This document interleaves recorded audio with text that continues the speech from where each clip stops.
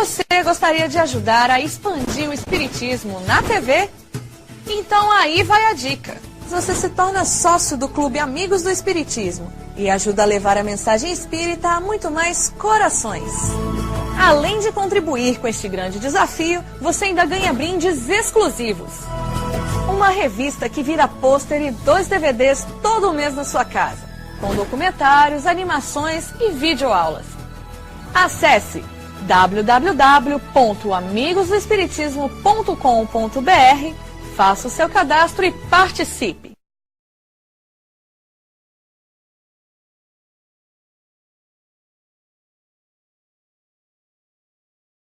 É compreensível que Simão Bar Jonas fosse convidado para esta empresa, sendo ele um homem já idoso, 40 anos.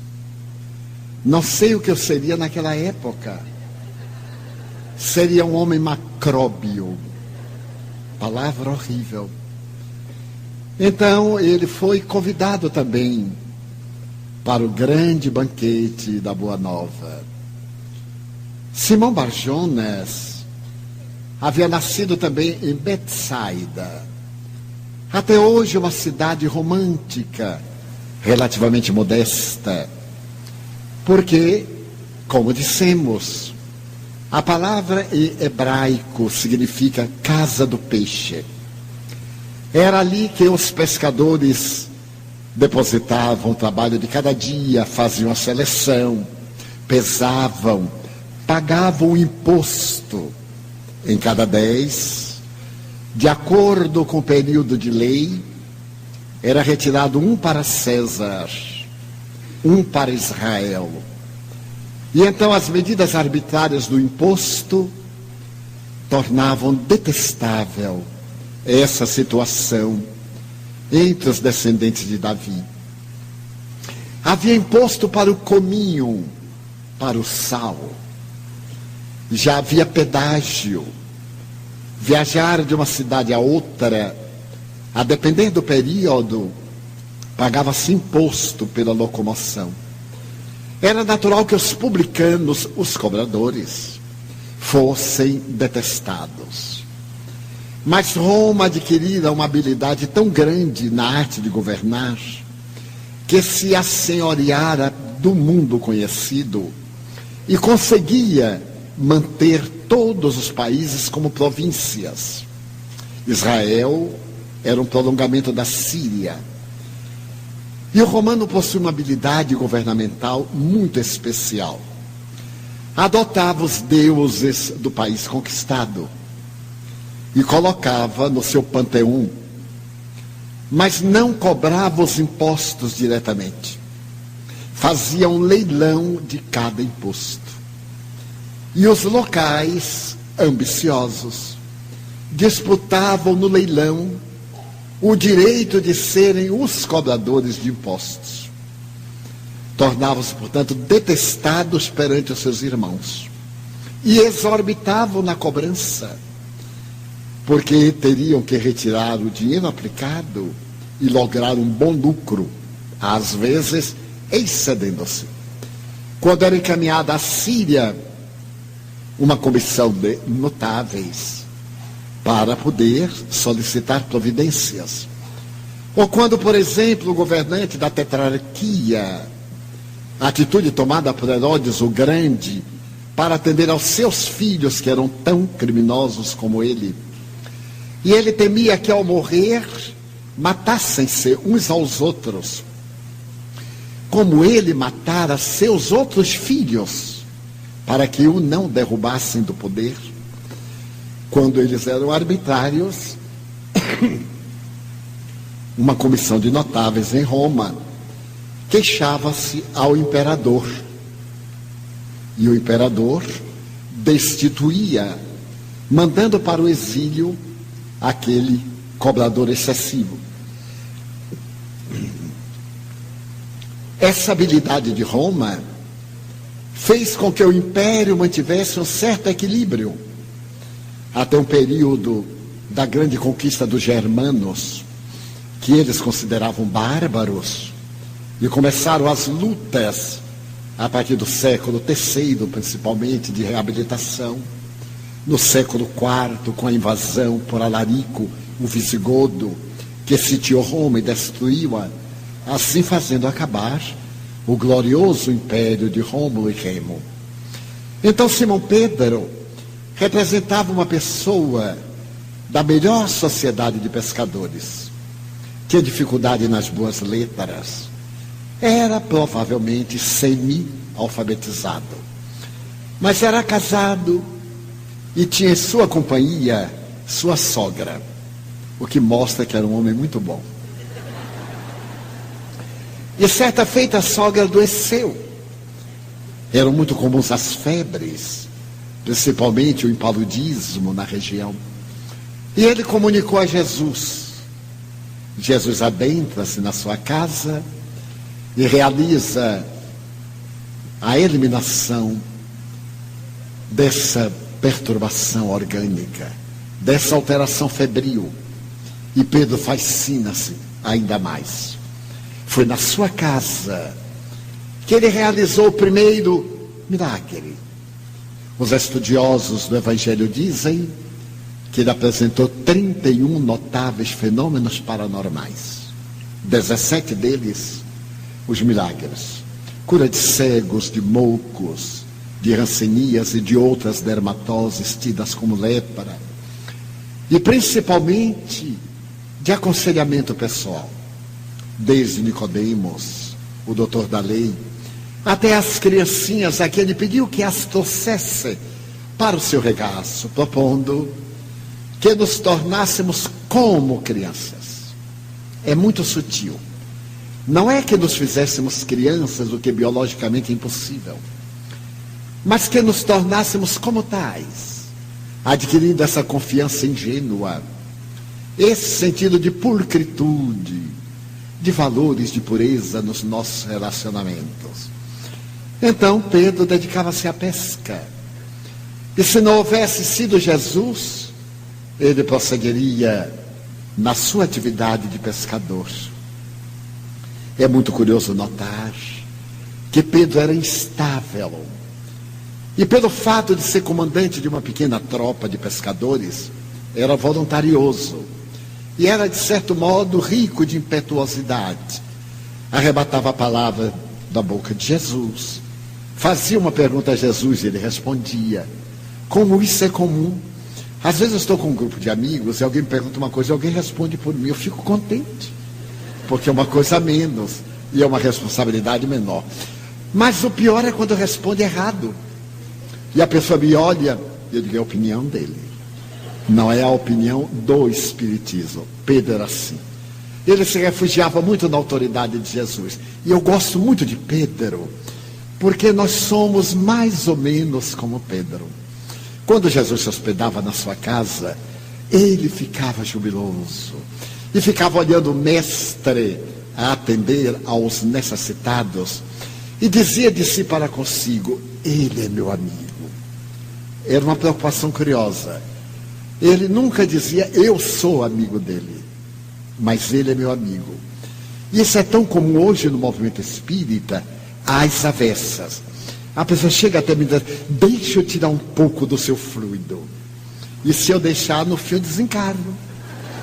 Porque vem um e tira, vem outro e tira. E em 1000, talvez um, me diga assim, deixa eu contribuir com o seu fluido. Termina a palestra. E como não sou de transpirar muito, estou algo transpirado. Deixa eu tirar um pouquinho de energia. E um espírito muito amigo meu, São Betê, diz assim, chupa o limão, vai, chupa o limão. E eu digo comigo está levando a energia do suor. Porque é natural esse júbilo. É tão ególatra e é tão comum, é tão do nosso ego, que nós fazemos elogiando a pessoa. Ninguém pense que é vampirismo, não, é elogio. Deixa eu tirar um pouco do seu fluido. Pedro diz, ele é meu amigo. E raramente lembrou-se de ser-lhe o amigo. Até que um dia Jesus, na ternura ingênua e bruta de Pedro, àqueles que sabem demonstrar a sua afetividade de uma forma tosca. Eu nunca me esquecerei de um período em que eu estive cardíaco, e um amigo, quando me viu, ficou tão contente que me deu 3 murros no peito e eu desmaiei. E ele disse a Nilson: nossa, como ele está fraco. Ainda ficou ofendido de eu ter desmaiado, quase me matou de alegria. A alegria também mata o outro. Então, quando nós apertarmos alguém no abraço afetuoso, apertemos até metade, porque Chico um dia estava meio doente também, e um amigo que eu não via fazia tempos deu-lhe um abraço e disse: Chico, eu vou te quebrar uma costela. E abraçou, e eu vi isso aqui no tic-tac. Chico fez, quebrou 2. Então, é o nosso ego, é a forma de expender e expressar o afeto. Pedro era assim, mas era muito curioso. E porque Jesus o amava, porque sabia que dentro daquela ganga havia um diamante a ser lapidado. E isto é sabedoria. Do mal tirar o bom. Daquela aparência grosseira, ver a luz miraculosa que está escondida. Então Jesus perguntou de número dos amigos: Simão, tu me amas? Todos conhecem o diálogo. É de uma beleza comovedora. E ele, tomado de surpresa, numa pergunta direta: Senhor, tu sabes que eu te amo. Então, Simão, apacenta as minhas ovelhas. Simão sorriu do júbilo. Estava, portanto, no lugar de comando que ele tanto pretendia, mas que talvez não tivesse condições. E Jesus volta à carga, com uma entonação agora melancólica: Simão, tu me amas?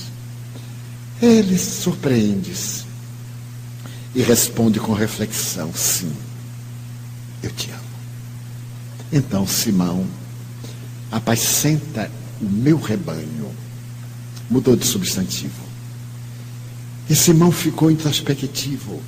E todos aguçaram os ouvidos: Simão, tu me amas? Então o homem do mundo reagiu: tu sabes que eu te amo. Como que diz: que é necessário fazer? E ele, absolutamente calmo: então, Simão, cuida das minhas ovelhas. Porque quando tu eras menino, tu te cingias como menino. Agora, como homem, tu te cinges diferente. E deixou reticências, como a enunciar sem palavras, que o amor que o levaria a apacentar o rebanho torná-lo-ia um mártir. Não mais um menino seria, nem um adulto. Seria agora um apóstolo da imortalidade. E tu entenderás um dia, Simão. E Simão entendeu. Entendeu. E durante aquele período entregou-se-lhe quanto foi possível. Posteriormente, narra São Jerônimo, ele foi crucificado em Roma, nos pântanos vaticanos, na região onde está erguido o castelo de Sant'Angelo. Mas de uma forma muito peculiar, numa madrugada, depois de ser arrancado da prisão marbetina, ele e Paulo, que haviam sido aprisionados por tigelinos das hostes de Nero, um vai levado para as águas salvianas e o outro vai levado para os pântanos vaticanos. E ali então ele, arrastado, começam a preparar a crucificação. É uma lenda muito bonita de Giovanni Papini, que está num livro muito delicado, As Testemunhas da Paixão. E então o homem sai da multidão, tem na cabeça um manto em forma de uma touca alongada que lhe cobre parte da face, e olha para ele, e nesse olhar ele reconhece Malco, aquele que, segundo o Evangelho, foi com o grupo de esbirros do Sinédrio para aprisioná-lo no Getsemane, no Jardim das Oliveiras. E como ele estava à frente do grupo de malfeitores, Simão tomou de uma espada e decepou-lhe a orelha. Esse fato tem interpretações muito variadas. Uma delas diz que Jesus curou a ferida, mas não diz que restituiu a orelha. Então a tradição crê que Malcos ficou de orelha decepada com a cicatriz. Mas isto era característica de ladrão. E a partir daí ele usava o manto de forma que cobrisse a cicatriz. Ele então deixou Jerusalém, ele era romano, e voltou ao império. E acompanhou todos os processos do cristianismo nascente que ele odiava. E sabendo que Pedro havia sido surpreendido e ia ser crucificado, ele foi para rejubilar-se com aquele que o infelicitou. Tirou-lhe toda a alegria de viver. Imagine a marca odienta de um ladrão. E quando ele vê Pedro, ele então aproxima-se e desce o manto. Pedro olha, mas agora era um outro homem. Não era mais o pescador do mar da Galileia. Era o pescador de almas do oceano da vida. Pedro ajoelha-se-lhe aos pés e roga perdão. Então o chefe da corte romana, preocupado com aquele gesto, disse aos amigos: se ele é o maior de todos e ajoelha-se diante desses, deve ser maior do que ele, crucifica os dois. E quando ele foi crucificado, ele pede para que seja posto, segundo Santo Agostinho, de cabeça para baixo, porque não era digno de morrer como seu mestre. Então esse exemplo de Pedro, naquelas 3 perguntas: tu me amas? Será mais tarde bem caracterizado quando se aproxima um momento grave, naquela sexta-feira perversa, e Jesus disse: Simão, antes que o galo cante, me negarás 3 vezes. Iremos ver rapidamente na etapa final. Sempre o número simbólico, o símbolo místico, o número misterioso. Mas Simão destaca-se, porque depois de o haver negado, cai em si. E ao inverso de Judas, que se mata, ele entrega a sua vida total e viaja a Roma levando a mulher que os evangelhos não relatam. E ela também foi vítima do sacrifício. Ela também morreu crucificada, segundo as melhores opiniões de teólogos do cristianismo primitivo. Então a grandeza de Simão Pedro é imensurável, porque desde o Pentecostes, quando desapareceu o véu da ignorância que impedia-lhes o discernimento, porque eles eram homens rudes, mas não espíritos rudes. Eram espíritos selecionados que no escafandro da carne tinham bloqueada a sabedoria. Até que no 50º dia, ali à praça, rompem-se-lhes os impedimentos. E eles dialogam nos idiomas locais para grupos que ali estão estupefactos. E dizem: mas eles têm mosto. Porque estão falando coisas que nós não entendemos, eles estão embriagados. É que eles falavam no dialeto de cada grupo, aqueles homens semi-alfabetizados. E é curiosa a apresentação oleográfica desta cena. Aparece uma pequenina luz no chakra coronário, no superconsciente, no chakra da integração com o espírito cósmico. Como notáveis eram esses pintores de antanho, que tinham uma percepção transpessoal, sem saber culturalmente o seu significado. Então Pedro deu-nos um testemunho extraordinário. Mas, se nós nos identificarmos com ele, Aí está o galo simbólico. Aí está ele respondendo à moça que o acusa, mas tu és um deles. Não, não sou. E na terceira vez, na fogueira, ele ouve o cantar do galo e Jesus olha para ele, lá da praça onde estava, e ele cai-se. É uma lição notável para nós. Temos o direito de nos equivocar, mas não temos permissão para ficar no equívoco. Cair é natural, desde que andemos. Mas não nos é lícitos permanecer deitados. Erguermos-nos e prosseguirmos. Então, quantas vezes estou disposto a cair e reerguer-me? O que me sustenta quando tudo à volta parece ruir? E se o Cristo me perguntasse por 3 vezes, tu me amas? Eu relatei oportunamente que quando era muito jovem, o que não faz muito tempo, estava no Rio de Janeiro. Era o ano de 1956. E naquele período, a divulgação da doutrina de que me utilizava foi ganhando mais espaços. Eu viajava todo fim de semana, no período de festas, nos períodos de carnaval, de férias. E estava nesta fase que permanece de empolgamento por Jesus. E tive um sonho muito peculiar. Eu sonhei que estava numa várzea muito verde. Era um local encantador. O vento produzia uma música muito especial aos meus ouvidos.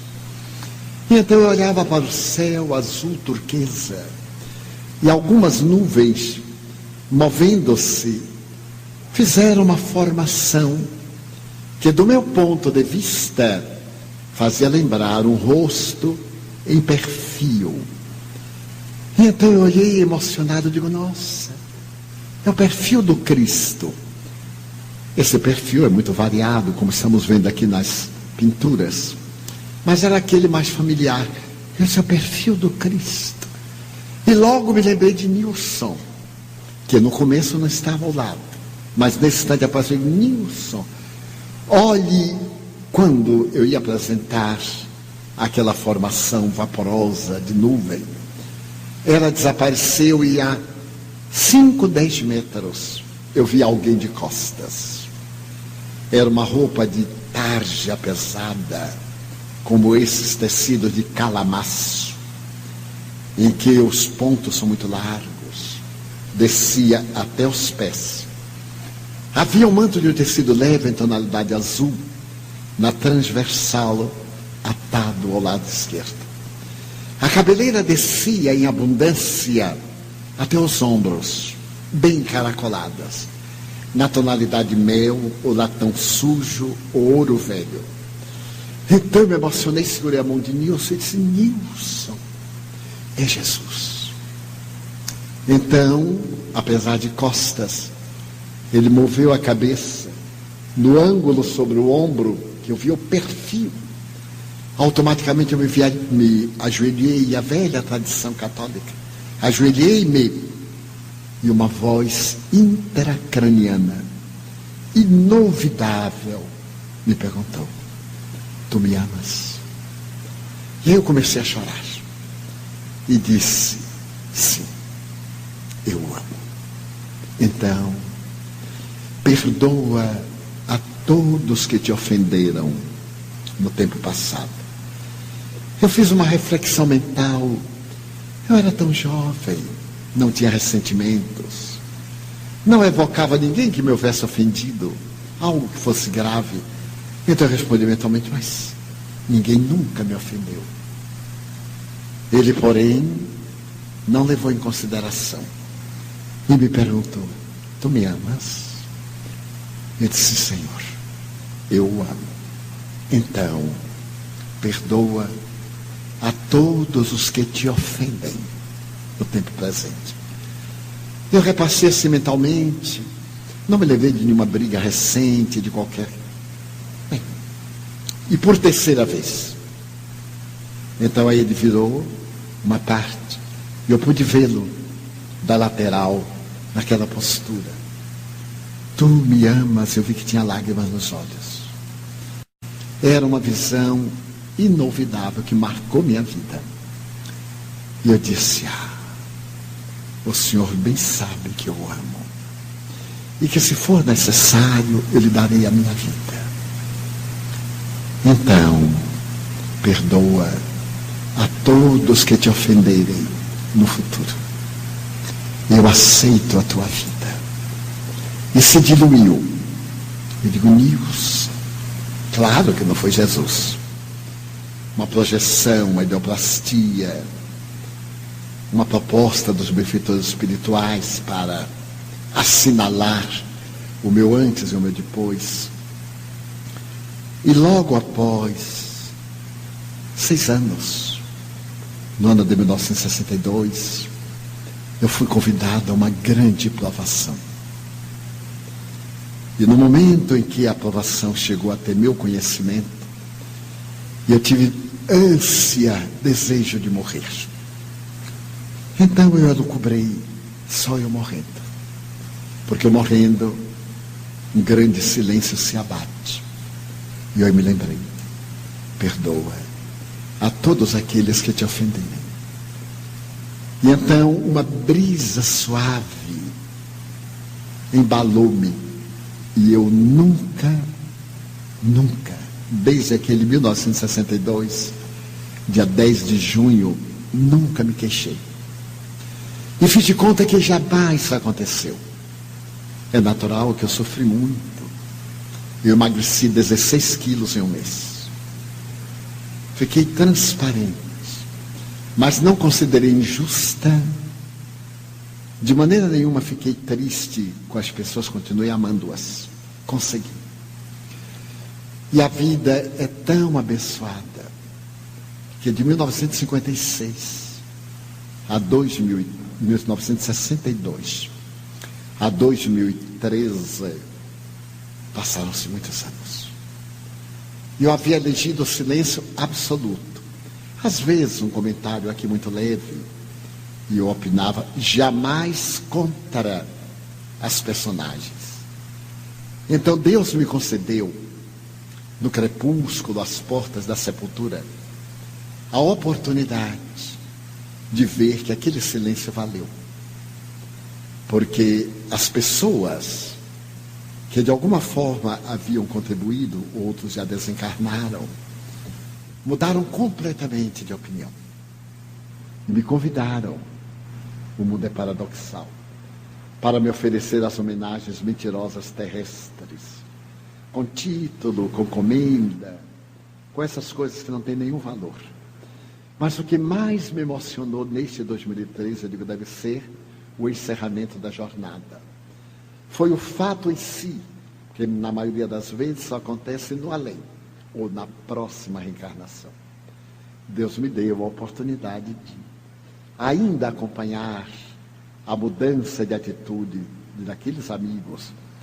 E eu perguntei, mas você não tem mágoa de mim? Não. E por que não?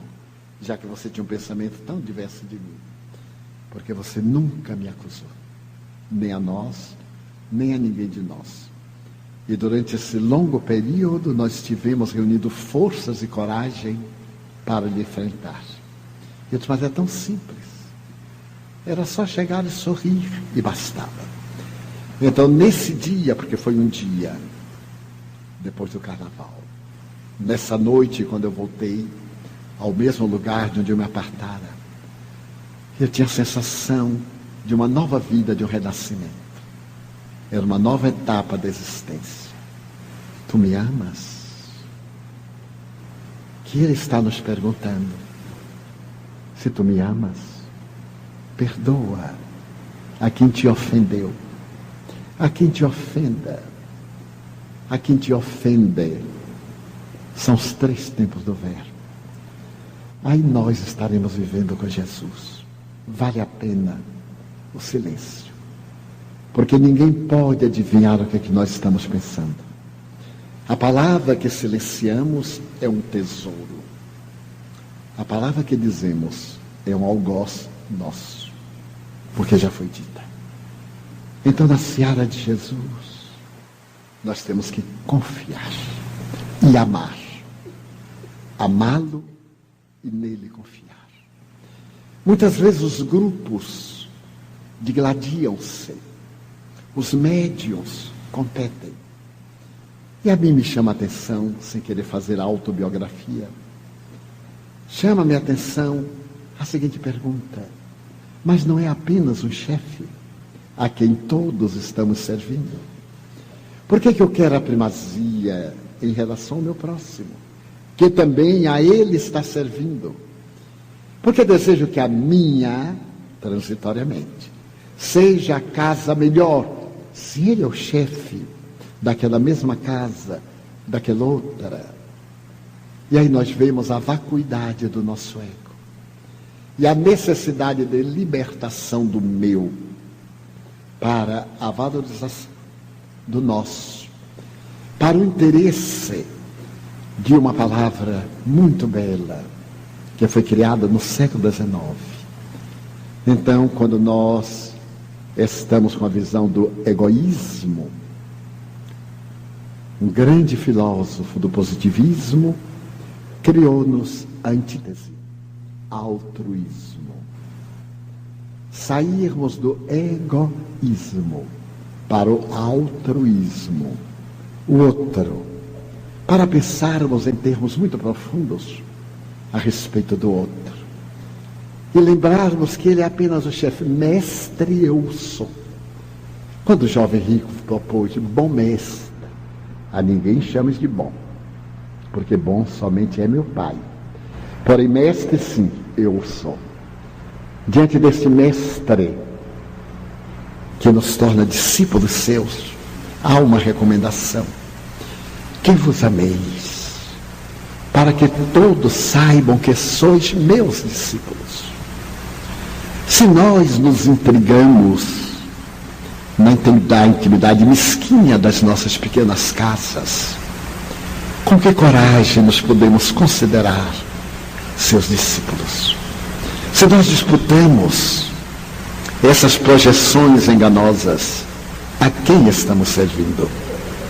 A Mamon ou a Deus? É a moeda apresentada a qual face. Então, que nós, os espíritas, que todos, mas em particular nós, que nos supomos melhores esclarecidos, eliminemos essas anfractuosidades da nossa conduta e que converjamos para o bem, porque tudo é tão rápido, tudo na Terra acontece com tanta rapidez, parece-nos de larga duração, mas é tão efêmero que normalmente estamos com as mãos vazias.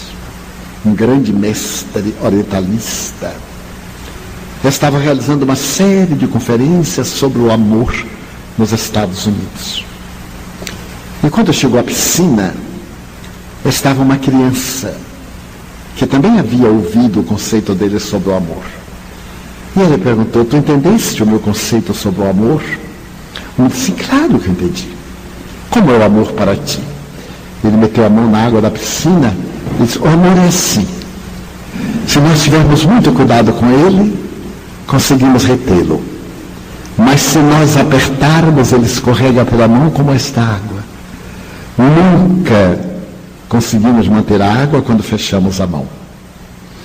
Então não podemos ter o Cristo aprisionado entre nossos dedos, porque ele escapa. Quando o notável pregador indiano, o Sadhu Sundar Singh, o maior pregador do século XX, de Jesus, ele conseguiu lotar, em 1925, um estádio de futebol na Suécia, para falar sobre Jesus no idioma urdu, traduzido ao sueco. Então se pode ter a ideia da magia que este homem catalogava, exteriorizava e atraía o público. Ele foi convidado pelos grandes segmentos evangélicos dos Estados Unidos a aderir a uma denominação. Então ele disse: não posso. O Cristo a que eu amo é o que fugiu de todas as igrejas. As igrejas encarceraram-no. Ele então saiu pelas portas, janelas, frestas, para não pertencer a nenhuma denominação, para pertencer ao mundo. A proposta do Jesus cósmico do Espiritismo é que ele não pode ficar aprisionado em nosso ego, em nossas dimensões, em nossas paixões. E não adianta dizer que eu sou infeliz, que a minha vida é horrível, porque são bengalas psicológicas de fuga da realidade. Nós fomos crianças e nos cingimos como crianças. Agora somos adultos. Que a criança maltratada que existe em nós adquira maturidade psicológica, responsabilidade. E deixe de tanto melindre, numa expressão muito baiana, de tanta picuinha, e abra os horizontes a esse tu me amas, sim. Então tem paciência com teu irmão doente. Será pedir muito? Dessa maneira, nós iremos vendo a convocação dos discípulos. E aparece no João a figura cândida do filho de Zebedeu e de Salomé. Quando viu seus dois filhos, João e Tiago, serem convocados por Jesus. Como toda mãe que preza muita prole, ela foi ouvir o mestre e deslumbrou-se. Então, no primeiro colóquio da noite na casa de Simão, em Cafarnaum, eles eram da região, nascidos em Betsaida. Ela sorriu para o mestre e disse: Senhor, eu tenho um pedido a fazer. As mães sempre têm esse pedido a fazer, que quando tu estejas na tua glória, que permita sentar à tua direita e à tua esquerda os meus filhos. Jesus olhou para os dois. Um era jovenzinho, 16 anos. O outro era um homem de 30 talvez. Severo. O jovenzinho sorria deslumbrado. Havia encontrado o amor da sua vida. Quanto a sentar-se, um à minha esquerda e outro à minha direita, depende de meu Pai.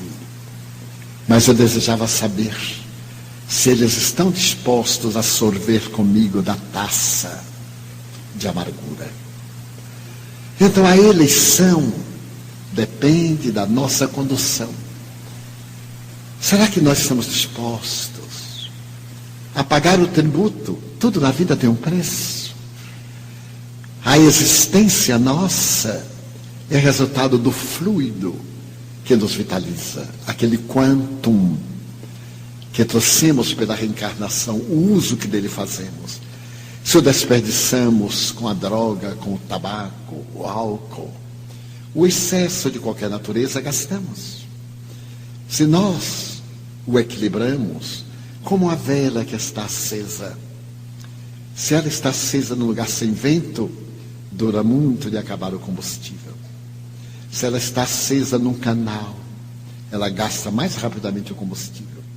Mas se está acesa nas duas extremidades, acaba mais rápido o combustível. Então, como é que nós estamos acendendo a vela da existência?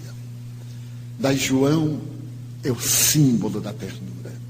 Ele amou tanto Jesus, que o mestre um dia, ante aquela ternura quase infantil, e este não provará da morte, isto é, do testemunho, da morte infamante. Ele morreu idoso em Éfeso, para onde foi mandado em exílio. Durante um longo período, ou melhor, ele morreu em Patmos. Durante um longo período ele esteve em Éfeso, onde ergueu uma linda igreja que nós visitamos. E ali no outeiro, a 8 quilômetros da igrejinha, de onde se podia ver o mar Egeu, que através do tempo retrocedeu 6 quilômetros.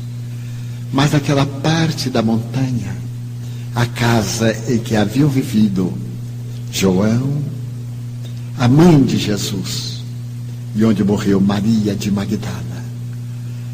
O lugar tem o psiquismo melhor do planeta, porque eu estive na Gruta da Natividade, estive no Calvário, na Gruta da Ressurreição, e etc. Mas é ali, naquele local que Humberto de Campos descreve com tanta magia no A Boa Nova, que ela se sentava até o dia que o Filho lhe aparece e a leva ao reino da imortalidade. Ali em Éfeso, naquela casinha modesta que foi percebida por uma vidente alemã no século XIX e mandou traçar a longitude e a latitude, e quando chegaram lá viu os escombros da casa. Então reergueram com as mesmas pedras.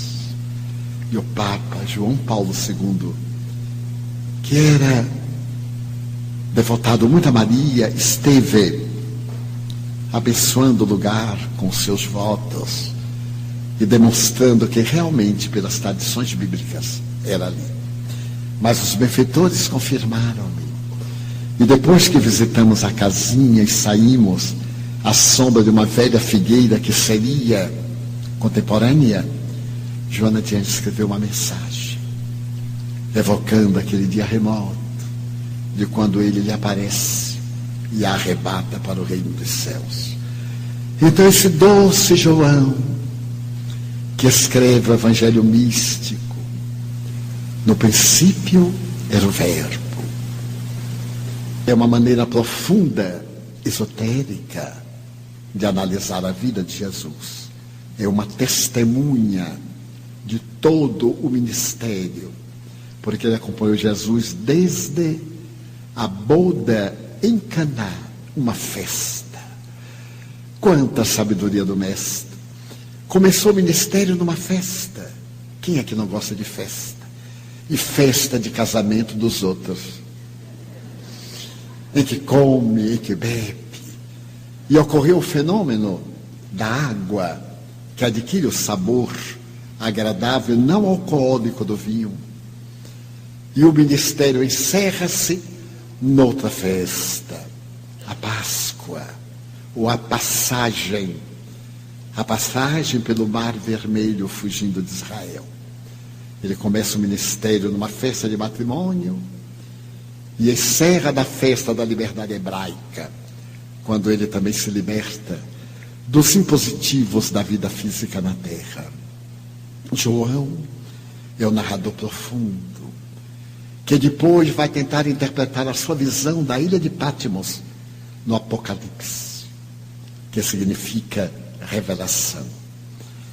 Então João é bem o exemplo que nos devemos perguntar: até que ponto eu consigo superar o medo e ser fiel ao ideal abraçado, mesmo que todos ao lado debandem ou entreguem-se ao temor? Se Deus é amor, conforme o próprio João declarou, de que forma consigo expressar a minha relação com Deus? O que ainda é fator impeditivo para que ame em profundidade? O que é que nos está impedindo de amar em profundidade? Porque esse egoísmo de nos não darmos, estamos preservando-nos para quê? Para quem? E quem não tem ninguém está guardando para quê? Para perder-se. Então é uma reflexão muito profunda. Mas ao outro lado de Jesus, nós iremos encontrar uma figura extraordinária: Tomé. Tomé também era pescador. Tinha o apelido de Dídimo, que em aramaico significa gêmeo. Era de Dalmanuta. É uma outra cidade hoje muito próspera. Então Tomé era um homem da razão, da lógica. É curioso notar que de um lado estava João, o sentimento. Do outro lado estava André, a lógica, a razão. Leonardo Boff, este notável teólogo, sociólogo, em um discurso muito bem elaborado, que ele escreveu antes, ele faz uma análise de um conceito de Blaise Pascal.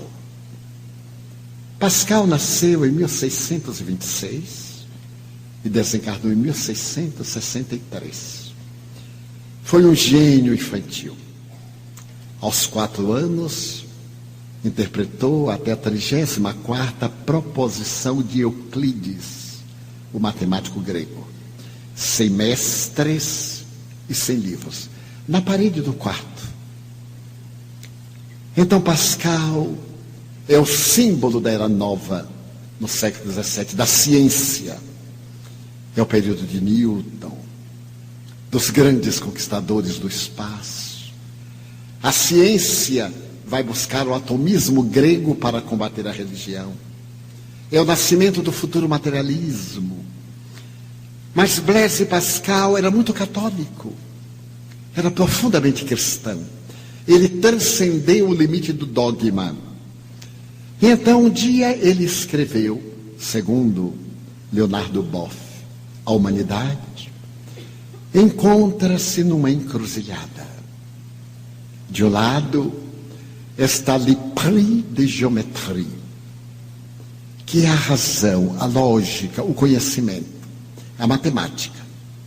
E do outro lado, l'esprit de finesse, o espírito de gentileza. Se a humanidade não conseguir conciliar a razão e a gentileza, não logrará l'esprit de cœur, este espírito de harmonia do coração. E se continuar separados, o espírito de geometria do espírito de gentileza, as criaturas humanas entredevorar-se-ão. Leonardo Boff analisa essa proposta, dizendo que, no começo, quando o espírito da matemática, da razão, da lógica surgiu, de imediato recusou a fé. Foi a primeira reação contra o totalitarismo da fé. E, em longa distância, a finesse da religião, a bondade, a fraternidade, a gentileza. E a humanidade viveu atormentada durante esses séculos, cheia de ciência e pobre de dignidade. Hoje atingimos o clímax da tecnologia de ponta e da ciência avançada e o máximo da violência, porque nos falta o espírito de gentileza. Mas é um espírito tão suave, é um espírito que parece a muitos pequenez, inferioridade. Se o homem é gentil, logo não falta quem o considera efeminado. Como se o fato de ser feminino tenha que ser sempre gentil, débil. Aí estão Margaret Thatcher, Golda Meir, Elizabeth II e tantas mulheres extraordinárias, nas quais predomina o ânimos, na imensa feminilidade de mãe, de esposa, de mulher, e a grandeza estoica de dizer não. Por consequência, se a mulher mantém esse espírito de geometria, a razão, a lógica, e não apenas a maternidade, o pieguismo, é tida como masculinizada. Porque nós sempre colocamos um apodo para diminuir a criatura humana. Que não tenhamos medo de ser considerados isto ou aquilo. Porque somente seremos considerados por quem tem o conflito e projeta em nós. Como se diz hoje em linguagem muito vulgar, estão no armário, escondidos. E então ficam procurando vítimas para poder descarregar a sua homofobia. É natural que nós consigamos conciliar o pensamento de Pascal, sendo austeros, mas sendo gentis. Austeridade não significa brutalidade. E lealdade não significa agressividade. Quantas formas temos para dizer não? Contou-me um homem que era sírio. E pela tradição, os sírios, os turcos, são bastante econômicos. E ele me contou um dia: Divaldo, meu filho foi estudar no Rio de Janeiro. E o malandro somente me escrevia quando tinha problema. Um dia ele extrapolou, mandou-me um telegrama. E eu fiquei irritado. Eu perguntei: mas por quê? Se não fosse a mãe dele, eu o eliminaria. Mas eliminava como? Ficava inimigo. Você imagina que ele mandou um telegrama assim: papai, mande dinheiro. Jorge. Eu disse: mas você viu a forma? Papai, mande dinheiro. Jorge. Quando eu mostrei a minha mulher, digo: olha que atrevimento, eu sou empregado dele. Como é que você queria? Perguntou-me ela. Que ele lhe mandasse um telegrama, tinha que economizar palavras. Seu filho poderia ser muito mais gentil. Podia ter sido assim: papai, mande dinheiro. Jorge. Então, quantas formas nós temos de dizer sim e de dizer não. Eu me recordo que no período, quando tínhamos a Mansão do Caminho, os lares, eu fiquei muito entusiasmado com uma proposta psicológica que eu li de uma terapeuta norte-americana. Ela dizia: tire um dia por semana para dizer sim a tudo que seja viável. E eu então digo assim: meu Deus, eu vou escolher um dia da semana. Tudo que me falarem, que pedirem, vou dizer sim. Vou ver se consigo. E treinei, escorregava aqui pelo hábito. Né? Primeiro diz não, para depois concordar. Até que eu consegui equilibrar. E um dia, conversando com os meus terrores, já havia terrorismo naquela época, conversando com os meus terroristas, um deles disse: tio, por que o senhor dá tanto não? Eu disse: porque vocês me criam uma situação embaraçosa, mas graças a Deus, eu tenho um dia na semana em que eu digo sim a tudo que é viável. Tio, o senhor pode dizer qual é esse dia? Não. Astúcia jovem. Veja, eu mesmo me naufraguei. Precisava eu contar esses detalhes todos. Mas era le prix de finesse perturbado por le prix de geometria. Então, Tomé representa o espírito de geometria. E notem nessa tela magnífica, quando ele introduz o dedo na ferida, no lado direito. A ferida causada por uma lança de Longinos, que tradicionalmente era considerado cego. Era um nobre romano que estava na casa de Pilatos passando uma temporada. Mas ele tinha ou dificuldade visual ou cegueira. E Pilatos, para constatar que Jesus morrera, deu-lhe uma lança e disse: em nome de Roma, enfie-lhe a lança, para ver se ele está morto. E se não estiver, ele ficará. E Longinos teria sido levado até o Calvário, e a lança colocada na sua mão, e ele, ao invés de compulsada na direção do lado esquerdo, do lado do coração, entre a terceira e a quarta vértebra, ele desvia e no lado direito. E diz uma tradição não confirmada que o sangue que esguichou caiu-lhe na vista e ele teria recuperado a visão. É um pouco de lenda. E essas lendas também são muito bonitas, são arquétipos, fazem parte da nossa vida ancestral, dão beleza. Essa beleza fugidia que chamamos ilusão. Então Tomé toca. É muito curioso. Porque mais tarde nós vamos ver por quê ele teve a necessidade de tocar. E é curioso que ele morre atravessado por uma lança na Índia. Depois de ele haver apresentado as suas dúvidas, a verdade, ele é vítima daquele mesmo dedo da lança. É notável essa cena no cenáculo, porque ele estava fora e Jesus veio visitar os amigos depois que Madalena anunciou a ressurreição e ninguém acreditou. Porque ninguém acreditava em mulher. Hoje, felizmente, já se acredita um pouco. A gente corta um pouquinho a fantasia e acredita no conteúdo. Então, quando ele volta do trabalho, E os amigos dizem, é verdade a visão de Maria. Ele apareceu-nos. Tomé sorri. Apareceu-vos a vós.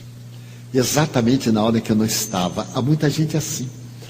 Tudo de bom acontece na sua ausência. E por isso, no seu pessimismo, não acredita em nada. Ah, eu gostei de ver, de tocar. E duvida, quando então aparece o mestre.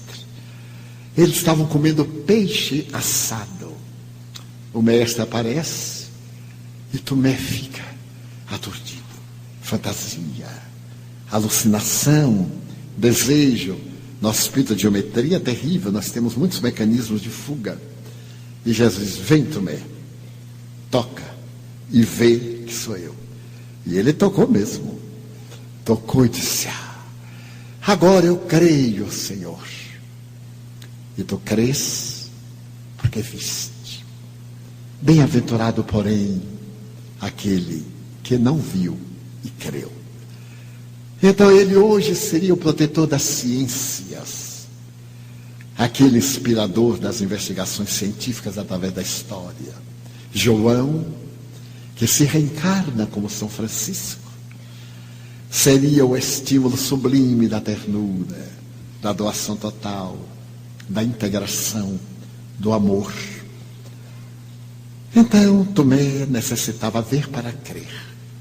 E muita gente me diz, se eu visse, eu acreditava. E eu pergunto, você já viu um átomo? Não. E acredita? É claro. Ué, por que você acredita? Porque outros viram. Dois modos de crer. Segundo amigos de física quântica me disseram, essa física da probabilidade, na física quântica, primeiro é necessário crer para depois ver.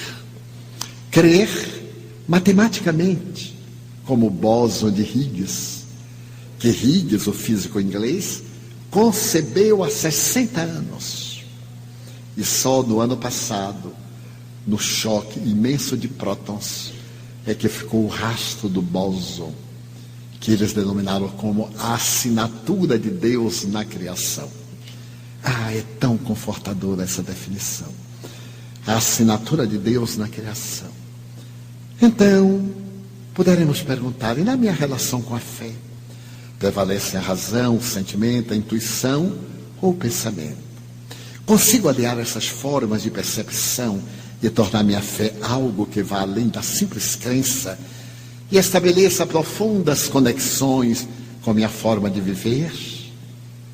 Veremos se alguém se vai identificar com Tomé. E de imediato, o colégio está sendo formado. Agora, nós vamos encontrar Tiago. O Tiago maior, pescador, irmão de João, a quem nos referimos. Também natural de Betsaida, filho de Zebedeu e de Salomé. Os dois, um era sabedoria, o outro era gentileza. Mas eram muito dinâmicos. Então um dia Jesus chamou-os irmãos Boanerges. Eu achei esse nome tão lindo, nada como a ignorância. Que significa filhos do trovão. Boanerges é trovão. Então, quando a gente quiser ofender alguém, diz assim, olá, Boanerges. E a pessoa vai se achar honradíssima, né? E não vai lembrar que é trovoada. Então, nós vamos ver, nesse momento, Tiago, o doce Tiago, pregando a palavra de Jesus em toda parte, viajando. E certo dia, entusiasmado com Jesus, ele referiu-se à grandeza do apostolado. E os fariseus encarceraram-no, flagelaram-no, apedrejaram-no. E ele se manteve, diz Amélia Rodrigues, muito alegre, por ter sido digno de sofrer torturas pelo nome de Jesus. Eles eram um pouquinho diferentes de nós. Ou será que nós é que somos diferentes? Quando desencarno, ser querido, por que Deus fez isto comigo? Olha, como se só morresse o parente nosso. Quando vem alguma dor, não é porque que Jesus não me defendeu. E pessoas amigas, mas Divaldo, eu sou espírita, como é que me acontece isto? Como se o rótulo espírita desse imunidade para o sofrimento. Pois bem, meteu-se no espiritismo. Aleluia! Vai resgatar 3 reencarnações em uma.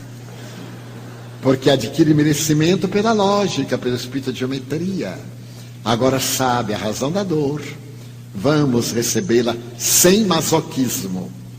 Porque há uma diferença masoquista de querer sofrer e outra de sofrer com dignidade.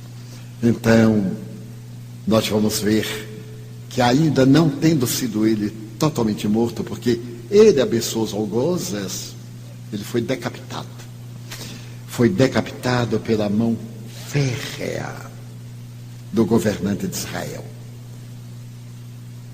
Então nós perguntamos, aderir a qualquer ideal exige a cota pessoal de sacrifício. Até que ponto eu estou disposto ao sacrifício em favor da conquista pessoal e do encontro com Cristo? Sou daqueles que desejam um lugar de destaque ou a conquista íntima está em primeiro lugar? Esta pergunta é terrível, né? Então vamos ver o colégio. O colégio está se formando cada vez mais. E nós vamos ver Filipe, que também provinha de Betsaida. Betsaida deu 3 discípulos. E Jesus um dia dirá, ai de ti, Betsaida e Corazim, porque havia dado os apóstolos, mas a conduta não correspondia. Ele já era um homem de certa idade, havia conhecido Batista, havia sido firmado naquela austeridade de João. E Filipe era um devotado servidor de Jesus. Ele tinha 2 filhas. Paulo as conhecerá. A princípio, Paulo aprisiona Filipe, quando era Saulo, o rabino, e leva-o a ferros, para que ele possa falar aonde estavam os demais cristãos. E a tradição diz que ele era tão notável que, não mentindo, quando Saulo esbordoava-lhe a boca, que era natural, toda vez que dizia algo que não convinha, a lei mandava arrebentar a boca. Perguntava, onde está? Está com Jesus. Mas ele não fugiu, fugiu com Jesus. Para onde foi? Foi para o lugar em que está Jesus. Então Tiago mais tarde, ou melhor, Filipe mais tarde, será apedrejado. Isso tudo me parece tão brutal. Mas quando hoje eu vejo um criminoso ser linchado pela população, nós mudamos bem pouco. Quando vemos a polícia levarem carros de segurança para presídios de segurança, determinados criminosos que provocaram a ira popular, ainda somos os mesmos apedrejadores daqueles algo recuados dias. É necessário, então, que vigiemos a cólera, para que ela não nos cegue e não cometamos esses crimes. Antes era pelo ódio religioso, hoje é pelo ódio social, político, pelo preconceito e etc. Então a nossa pergunta é, consigo conciliar minhas obrigações familiares, sociais, com o que há de mais importante, que é o chamado da alma? E logo, a próxima personagem é Doce, Mateus, que todos conhecemos, cujo nome era Levi Bar Alfeu. Levi, filho de Alfeu. Era irmão de Tiago, o menor, que já vimos, e de Judas Tadeu, ambos primos de Jesus, também conhecidos com seus irmãos. Era nascido em Nazaré e era cobrador de impostos. Quando Jesus o chamou, entrou na sua alfândega, na coletoria, olhou para ele e disse, Mataios, Matai, em aramaico, eu te convido para que venhas reunir almas para o reino dos céus. Então Mateus olhou para ele e se deixou arrastar por aquele magnetismo. Eu me pergunto, que força era essa? Um olhar, uma frase, e arrancava a pessoa de um contexto para sempre. Imagine se ele entrasse aqui e olhasse para um de nós e perguntasse: vem, segue-me. Eu me pergunto a mim mesmo, que faria? Mas eles haviam sido preparados antes para esse ministério. E Mateus deu uma festa e reuniu todos os coletores da cidade, que eram odiados. Os fariseus, quando viram o banquete desses coletores, disseram: é esse que é o Messias, que se vincula e que come com gente de má vida, com meretrizes, ladrões e com cobradores de impostos? E Jesus não disse nada, porque ele não tinha tempo para isto. Depois que ele morreu, Mateus, que nos escreve as primeiras anotações em hebraico, é o evangelho dirigido aos judeus conversos. Sai pelo mundo a pregar, vai à Etiópia, ao Egito, e diante da revolução que causa, o rei Hircano mandou matá-lo com uma lança, várias lançetadas. Mas ficou um evangelho tão rico, é o evangelho das bem-aventuranças. Como ele pôde guardar no imo esse poema sinfônico, que é considerado o mais sintético poema literário da humanidade. Gandhi diria: os cristãos têm uma Bíblia com 400 páginas e continuam perversos. A Índia e o Paquistão eram escravos da Inglaterra cristã. Eu li o Sermão da Montanha, 12 frases, e mudei a minha vida. Então eu amo a Cristo e tenho medo dos cristãos. Também Giovanni Papini, ateu, quando se converte, irá escrever a sua vida de Jesus e dirá que este amor não amado escreveu o mais notável poema que nem Dante conseguiu na sua maravilhosa mensagem, e nenhum escreveu como ele o falou. Então devemos a Mateus, e a nossa pergunta é: Mateus foi capaz de abrir mão dos valores buscados pelo ego, recolher os bens da terra, para receber bens ainda mais valiosos. Para quais valores minha busca está direcionada? Quais são os meus valores e verdades? Quais serão os nossos valores? Quais são as nossas verdades?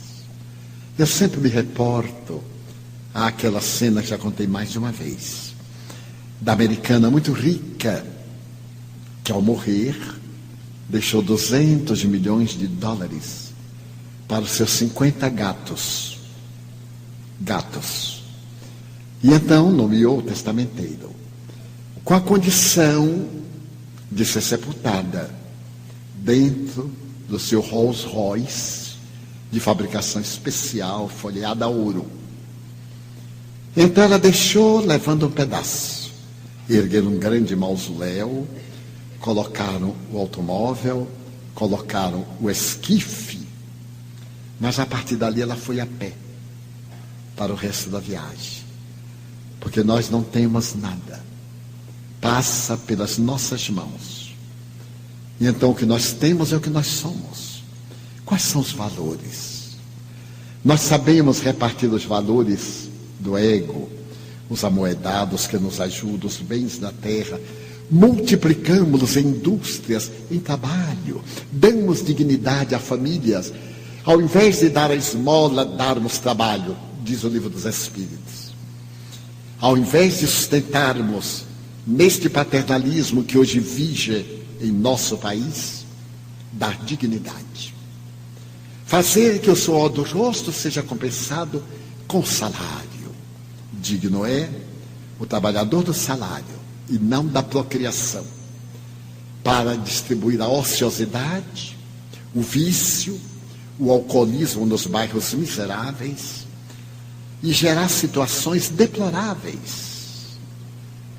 Então, bem-aventurados aqueles que, tendo valores, que recolhem os bens da terra, multiplicam-nos para poderem levar também os tesouros da imortalidade.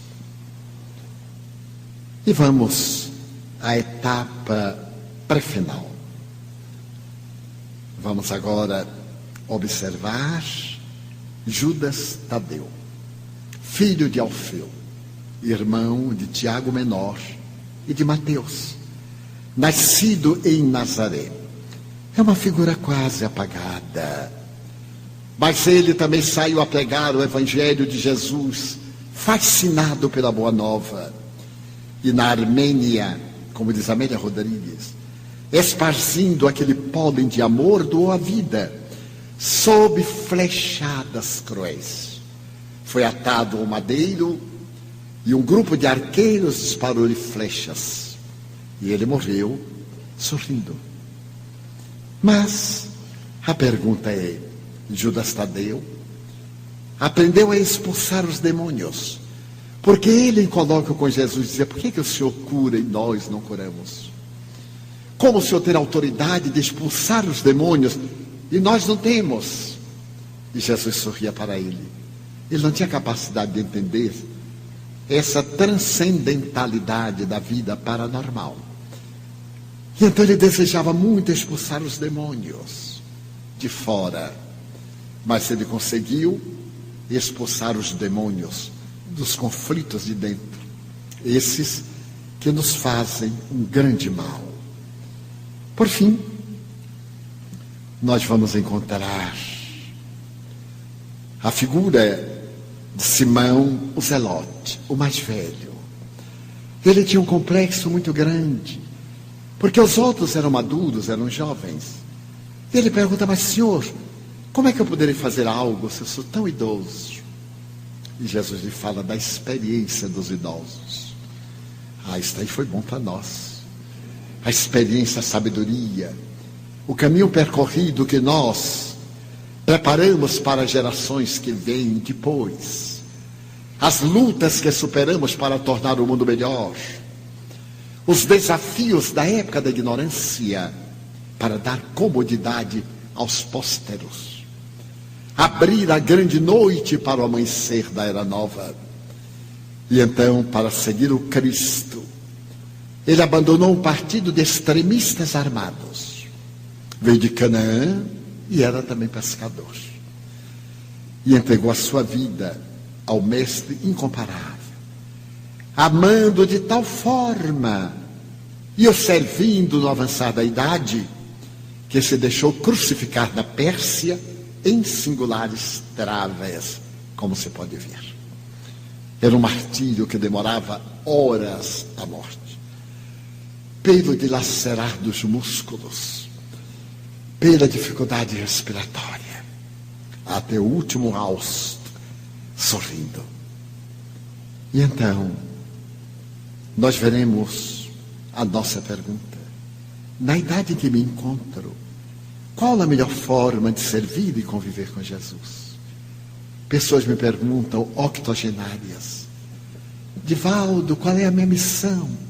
Gozaram 80 anos. E agora que a irmã Morte chegou com enfisema pulmonar, com câncer, com várias dificuldades, qual é a minha missão? E antes, eu dizia assim: deixa para a próxima encarnação, porque agora está um pouquinho tarde. Mas depois desse, eu digo: faça a viagem interior. A sua missão é auto-iluminar-se, para na volta realizar aquilo que não teve tempo para fazer. Então, ei-lo docemente cercado de indivíduos de várias tribos, de várias nações, porque eu tenho outros que não são deste rebanho, eram gentios. E então nós veremos a dúlcida figura deste homem incomparável, preparando-nos para o banquete nupcial. Então cabe-nos viver Jesus.